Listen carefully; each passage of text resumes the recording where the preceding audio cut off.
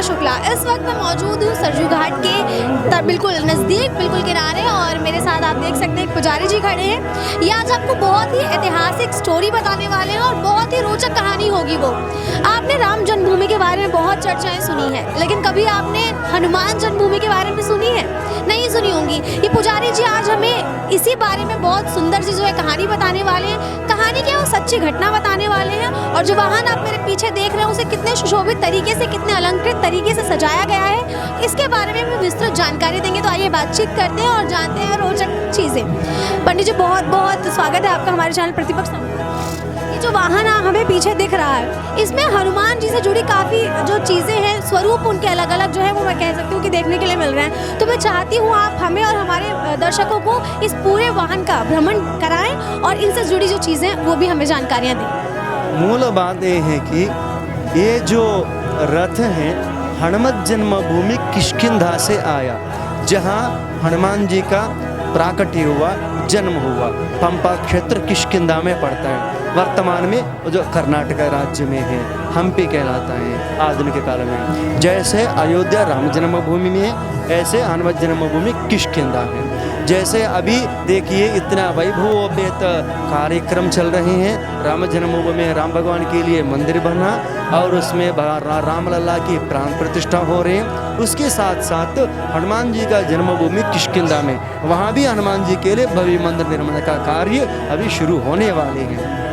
तो हनुमान जी भी अपना प्रभु के दर्शन करना चाहते हैं, इसीलिए पंपा क्षेत्र किष्किंधा से अयोध्या में दिव्य रथ में हनुमान जी श्री रामचंद्र भगवान की सेवा करने के लिए उपस्थित हो गया।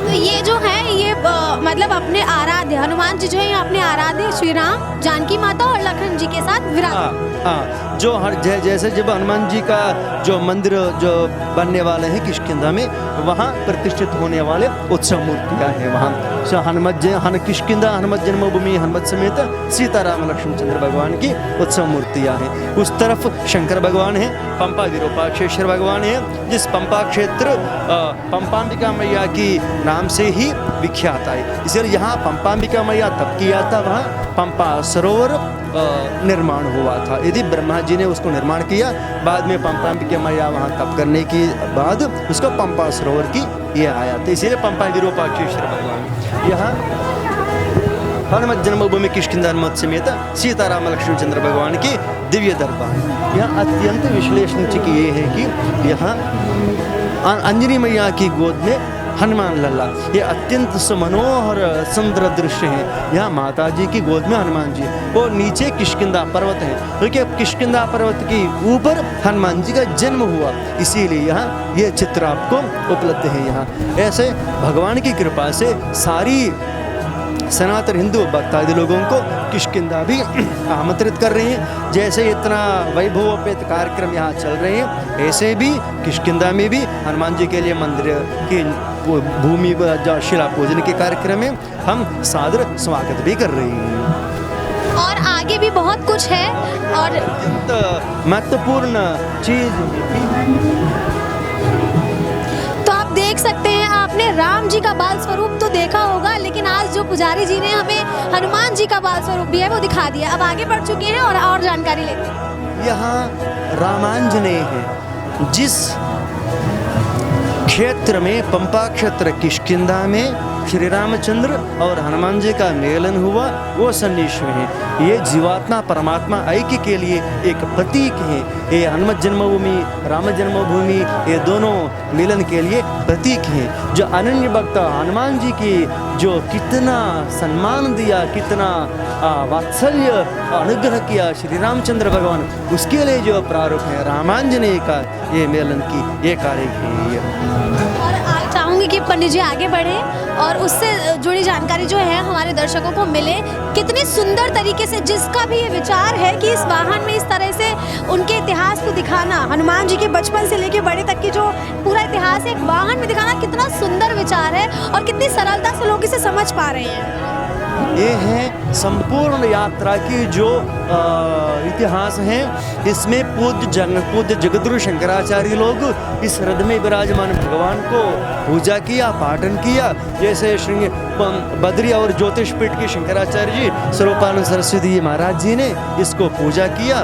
2021 में इसको उद्घाटन किया और श्रृंगेरी शंकराचार्य जी भारती तीर्थ महाराज जी भी इसको पूजा पाठन किया, उद्घाटन किया। पूरी निश्चलानंद सरस्वती महाराज भी इसको पूजा पाठन करके उद्घाटन किया। सत्येंद्र दास जी प्रधान पुजारी जी इसको प्राण प्रतिष्ठा किया अयोध्या में। ऐसा यहाँ भी हनुमान जी का मंदिर का प्रारूप भी तैयार हुआ। ये 12 साल के प्रोजेक्ट हैं। ऐसे विशेष 12 साल के एक तरफ से रथ यात्रा चलता रहता है, एक तरफ हनुमान जी का मंदिर के निर्माण कार्य संपन्न हो जाता है। और आगे भी जो भी कुछ है, ये पहली बात तो ये आप लोग हैं कहाँ से? हमें पंपा क्षेत्र किष्किंधा हनुमान जी का जन्मस्थली हनुमत जन्मभूमि से आ रहे हैं। अच्छा, और ये विचार जिसके भी मानसिक उत्पत्ति है, बहुत ही खूबसूरत तरीके से ये जो दर्शाने की कोशिश की गई है, ये बिल्कुल लोगों को जो शब्दहीन बना देता है। इतने सुंदर तरीके से किया गया है ये कार्य। आगम शास्त्र विधि विधान से बनाए, इसीलिए इतना सुंदर आए। इसमें जब भगवान विराजमान हो जाता है अत्यंत सुंदरता आ गया है। इसीलिए जहाँ भगवान का पदार्पण हो जाता है वो सुंदर ही हो जाता है। हमारे भक्त लोगों का कर्तव्य होता है कि भगवान के कार्यों में कोई कमी ना हो। बहुत बहुत शुक्रिया पंडित जी। तो देखा कि ये जो लोग थे, ये जो पुजारी जी मेरे साथ मौजूद थे, वो कर्नाटक से आए हैं और इस सुंदर से वाहन के साथ आए हैं जिसमें आपको हनुमान जी का जो बचपन था वो देखने को मिला, वो किस तरह से राम जी से मिले वो देखने को मिला, उनका जन्म कहाँ हुआ, कौन से पर्वत पे हुआ। और इसके अलावा बहुत ही जो अच्छी जानकारी थी, जो बहुत ही कहें कि राम भक्तों के लिए और हनुमान भक्तों के लिए जो बहुत ही अच्छी जानकारी थी, वो ये थी कि जल्द ही जो हनुमान जन्मभूमि है, जो हनुमान जी का जन्म स्थल है, उसका भी निर्माण कार्य शुरू होने वाला है। तो अगर आप राम जी की नगरी में, राम भूमि पर खड़े होकर हनुमान जी के बारे में ऐसी अच्छी और चीज़ें सुन रहे हैं, तो इससे अच्छी बात क्या होगी। अयोध्या में इस वक्त प्रतिपक्ष संवाद की टीम जो है मौजूद है। क्या कुछ अयोध्या में चल रहा है, प्राण प्रतिष्ठा कार्यक्रम में कितने लोग उत्साहित हैं, कितने आनंदित हैं, इसकी खबरें आपको प्रतिपक्ष संवाद पर देखने को मिल रही हैं। तो प्रतिपक्ष संवाद के साथ जुड़े रहिए।